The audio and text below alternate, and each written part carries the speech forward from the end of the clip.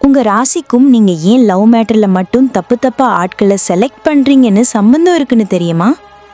இந்த லிஸ்ட்ல இருக்கிறவங்களுக்கு தான் காதல் வரும், ஆனா அது எங்கேயோ தப்பா போயிடும். தனுசு ராசி பெண்கள், இவங்க ரொம்ப அப்பாவிங்க. லவ் மேட்டர்ல 80% தப்பான ஆட்கள் கிட்ட மாட்டிக்கிட்டு அடடா இவர் நம்மால் இல்லையேன்னு கடைசியில முழிப்பாங்க. கடகம் ராசி பெண்கள், ரொம்ப எமோஷனல் பார்ட்டிஸ். யாராவது ஒரு 2 நல்ல வார்த்தை பேசினா போதும், உடனே லவ் ஆயிடும். 66% இவங்க தவறானவங்க கிட்ட மாட்ட வாய்ப்பு இருக்கு. அப்புறம் உட்காந்து அழுதுட்டே இருப்பாங்க. சிம்மம் ராசி பெண்கள், இவங்களுக்கு லவ் பண்றவங்களை கண்ட்ரோல் பண்ண பிடிக்கும். ஆனாலும் 55% சான்ஸ் இருக்கு ஏதோ ஒரு வில்லன் கையில மாட்டிக்கிட்டு முழிக்கிறதுக்கு.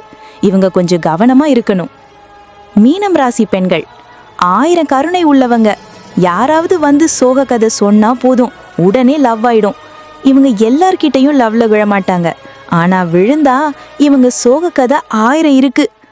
துலாம் ராசி பெண்கள், சமநிலையில சிறந்தவங்க, ஆனா லவ் மேட்டர்ல கொஞ்சம் தடுமாறுவங்க. 33% சான்ஸ் இருக்கு தப்பு செலக்ட் பண்ண. இவங்க கொஞ்சம் நிதானமா இருக்கணும். விருச்சிகம் ராசி பெண்கள், ரொம்ப ரிஸ்க் எடுப்பாங்க. 25% சான்ஸ் இருக்கு சரி இந்த ஆளோட சண்டை போட்டு பார்க்கலாம்னு தப்பான ஆட்கள் கிட்ட காதல்ல விழறதுக்கு. இவங்க சண்டை போட்டு பார்க்கலாம்னு நினைப்பாங்க, ஆனா அப்புறம் பயந்துருவாங்க. கும்பம், கன்னி, மகரம், மேசம், ரிஷபம் ராசி பெண்கள், இவங்க ரொம்ப ஸ்மார்ட். அதனால இவங்க தப்பான ஆட்கள் கிட்ட காதல்ல விழறதுக்கான வாய்ப்பு 1% 10% தான் இருக்கு. இவங்க கிட்ட ஈஸியா யாரும் ட்ரிக்ஸ் காட்ட முடியாது. ஸோ இப்போ உங்களுக்கு புரிஞ்சுதா? லவ் மேட்டரில் உங்களுக்கு அதிர்ஷ்டம் இல்லைன்னா வேற எந்த ராசியாவது உங்கள் லக்கை மாற்றும்னு நினைக்காதீங்க. கொஞ்சம் புத்தியையும் யூஸ் பண்ணுங்க. உங்கள் ராசி இதில் இருக்கா?